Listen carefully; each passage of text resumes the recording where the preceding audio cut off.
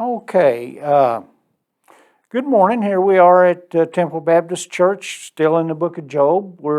We are working our way through there, and a couple of weeks we'll be out and moving on to the book of Ecclesiastes.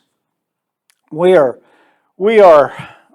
talked last week in Sunday school about Elihu, Job's fourth friend that has just come on the scene. He's the youngest of the four friends, and he has kept his mouth shut till he's about to blow up. And anyway, we talked about that. But now that he's done, and we won't hear from Elihu anymore in these next two lessons that we have. We'll talk about today, but he'll not be involved in that because God's been listening to all this that's going on. And he is, I guess to put it bluntly, he's got a gut full of it, and he's tired of Job's friends attacking him, verbally attacking him day after day after day, and he is really tired of it. And in God's economy, he's going to say some things now, and it's not going to be pleasing to anybody when he talks about that. I'm going to go back and I'm going to mention a few verses, actually read a few verses in chapter 38, verse 3, and then we'll jump over to where our text is for today over in chapter 40, because this kind of all goes together. And chapter 38 there is, this is God's recorded first speech to Job. Later on, as we move over into the chapter 40, we'll get into his second speech, which is the context of our lesson for today. But back in verse 38, it says, "Then the Lord answered Job out of the whirlwind and said, Who is this that darkeneth counsel by words without knowledge? Gird up now thy loins and act like a man, for I will demand of thee, and answer thou me." I wanted to read that because Job is going to bring these words back to God here in just a few minutes. And so I wanted you to see that this thing here where it says that the Lord answered Job out of the whirlwind, and that's called a theophany. That's a visible manifestation of God in here. And God is doing this through this tornado, we might call it today. And he goes on. But down in verse 3, there's an interesting word there, because remember now, God has seen the condition that Satan has caused Job to be in physically. And so he's come to this place now, and he's saying, gird up their loins like a man. Or he's saying, be like a strong, that man, a word man is Geber, and it means a strong man or a strong warrior. And so he's saying, I'm going to make you answer me and these questions that I'm going to ask you. So anyway, having done that, now we'll move over here to chapter 40, and we'll come back there again. And there again, we still have the same thing in chapter 40, verse 6, where God is speaking. He's starting his second speech or second discourse to Job. And so here we are, and he is still speaking to Job out of this whirlwind or out of this tornado. And he has talked to Job in these last chapters since the last Sunday school lesson of how mighty, how omnipotent and omniscience, he's all-knowing and all-powerful. He knows all things. We'll talk about some more of those things here later on that are attributes of God that we see. Actually, I think I have about 6 of them listed. But the thing here is, it says there, moreover, verse 1, the Lord answered Job. And he said, shall he that contended with the Almighty instruct him? And that's God talking to Job. And then Job's he's coming back to him, shall he that contendeth with the Almighty instruct him? He says, Job, are you going to tell me what to do? And in these other verses prior, he's compared the Leviathan and the behemoth thing. We can think whatever we want to, but he's saying you can't even control that, and I'm the creator of all that. Now you want to tell me what to do or what I'm not doing to suit you, and then he just tells him, he says, answer me. Let him answer it. Tell me what your thing is here.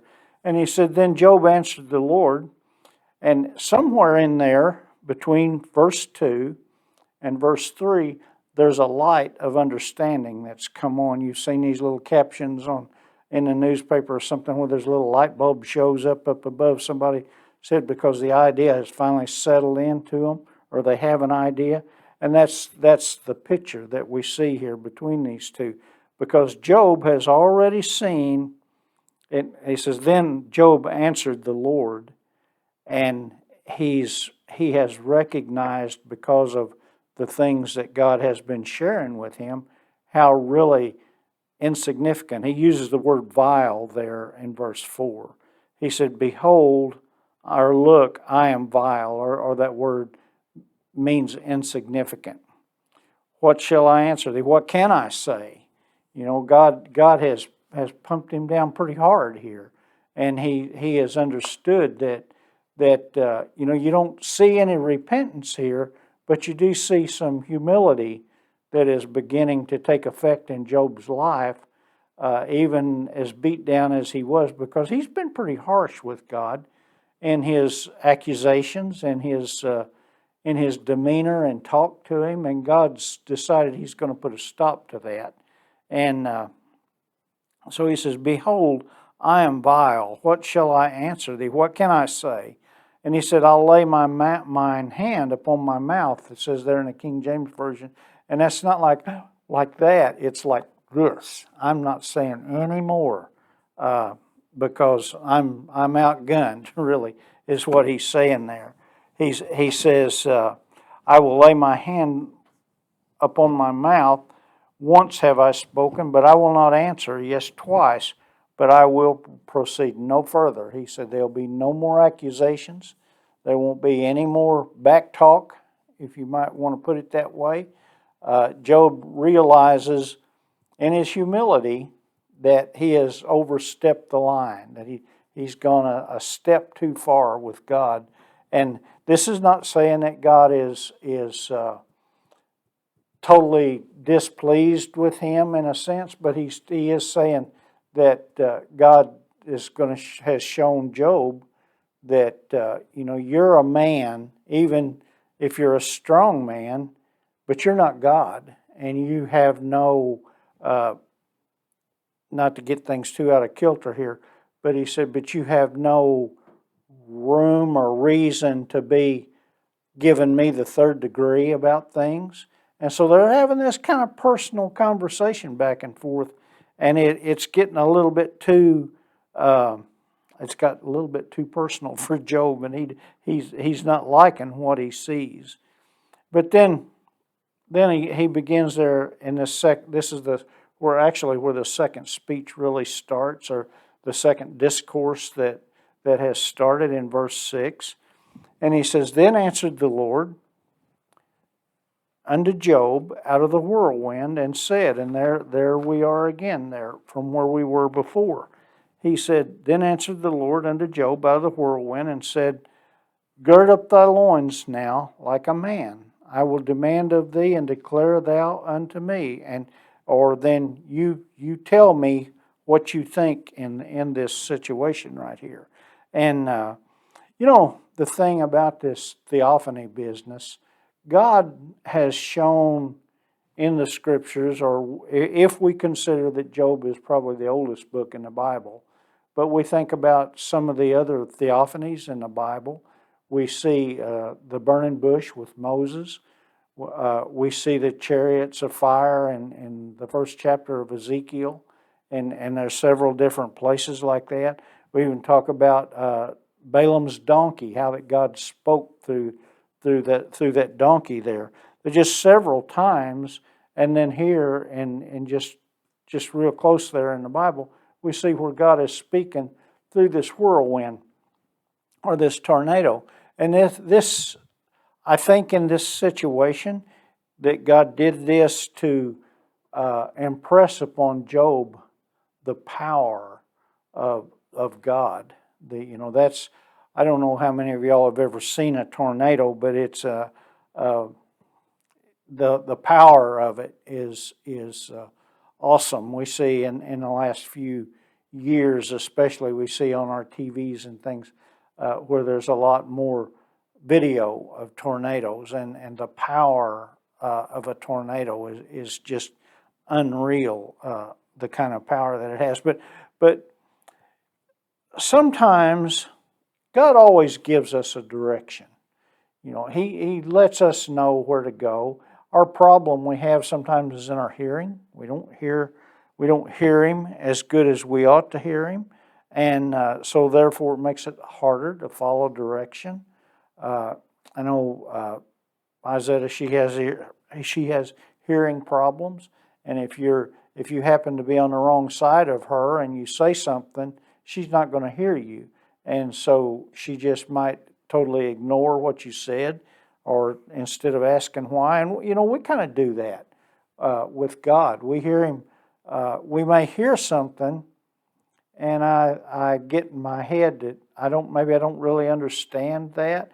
We have in our New Testament time, we have men like Brother Steve and good Bible believing preachers around, and they will preach to us, and we will hear, but we don't hear. And that's, we're kind of guilty of that, and we need to, all of us need to improve on that type of thing. And so anyway, to moving on there now, that word there, gird up the loins like a man, there again, like a strong warrior. And if you think you're that tough, well, come on and let's see. And that's what it amounts to on that. He said, I will demand of thee and declare thou unto me, wilt thou also disannul my judgment? Can you get the picture that Job has argued with God, and basically he said, God, you're wrong about some things back in the earlier chapters. I think especially back around chapter 30, they were having a pretty good conversation, and Job was trying to talk when he ought to have been listening, basically. And he said, wilt thou also disannul my judgment, or make my judgments to be nothing, that they don't amount to anything? Wilt thou condemn me that thou mayest be righteous? We see that today. We see a lot of times people want to lift themselves up at somebody else's expense. That's a pretty poor way of trying to win an argument, in my opinion. But that we do see that a lot. It's that people will put you down to lift them up. And if you see people like that, the best thing to do is stay away from them if you can. But he goes on and he carries on with that a little bit further, and he begins to talk there in verses 7 through 9, and he says, have you got an arm like God? Are you as powerful as God? And he's already God has put out that, it's a little bit sarcastic in a way, a little sarcasm there where he said, like a man. He said, are you strong like God? Or can you thunder with a voice like Him? The power, last night we had some pretty good storms come through, and a lot of lightning and thunder, and he's asking Job in this, can you do that? Or do you have the capability of doing that?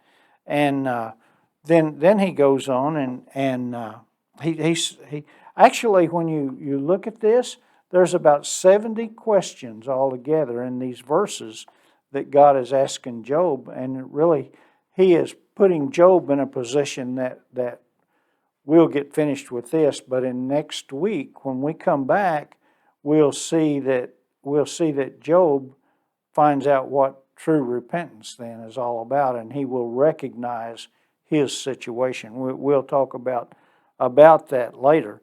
But he's telling Job there, and he begins there in verse 10.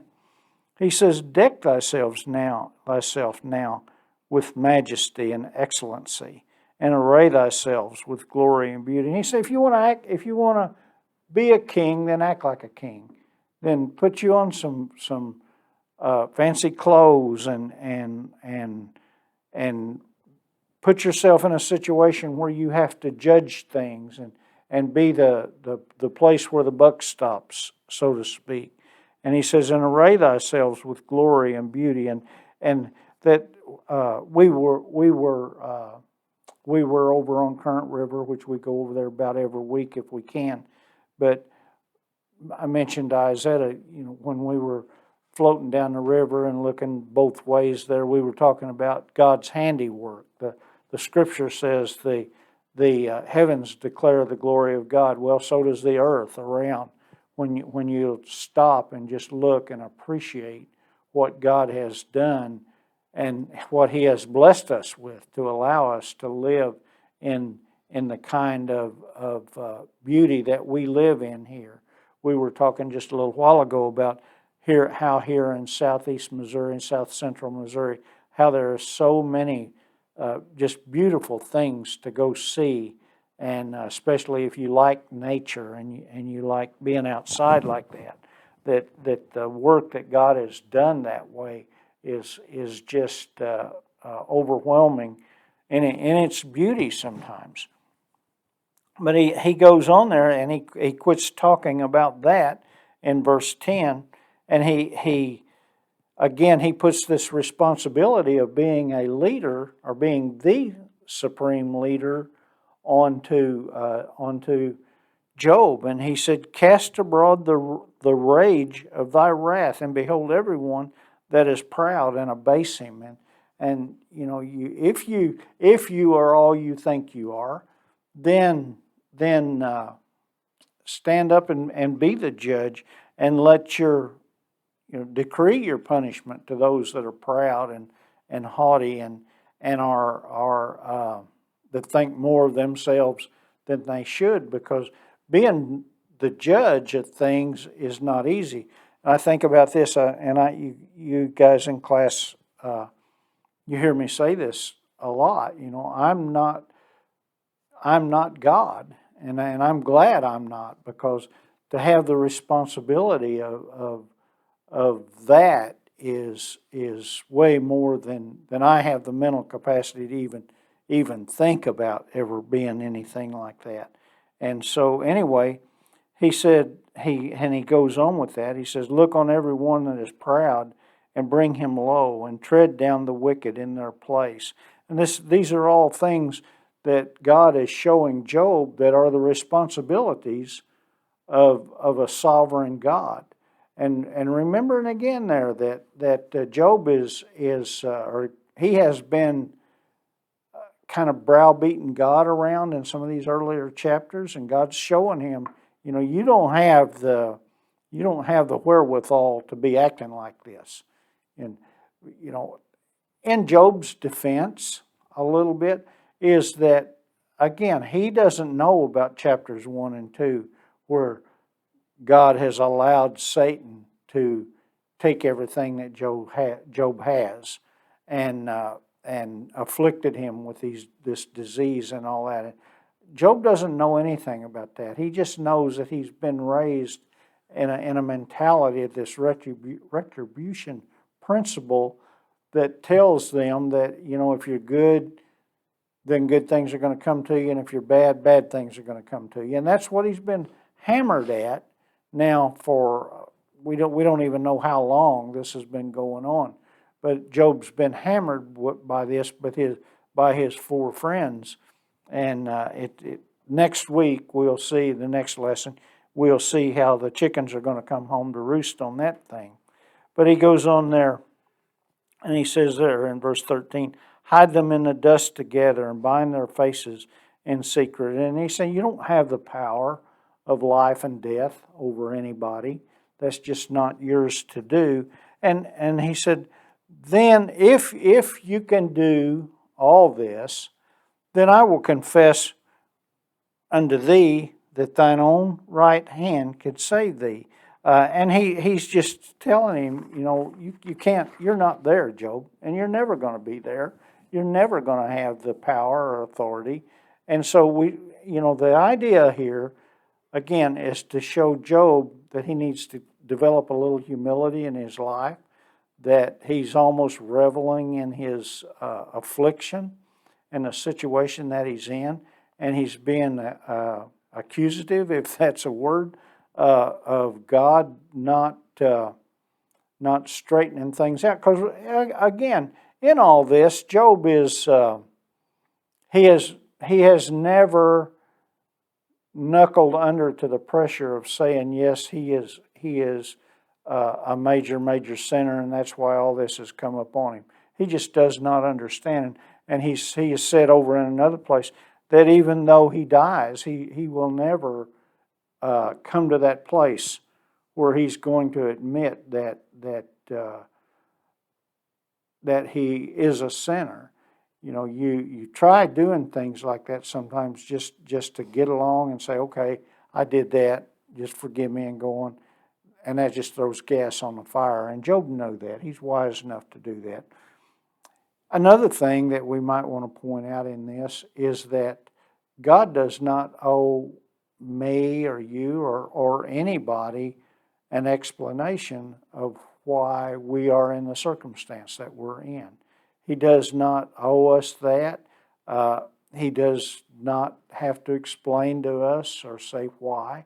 And all at the same time, it's our human nature to want to, when things happen that we don't like or we don't understand, to say, why, God?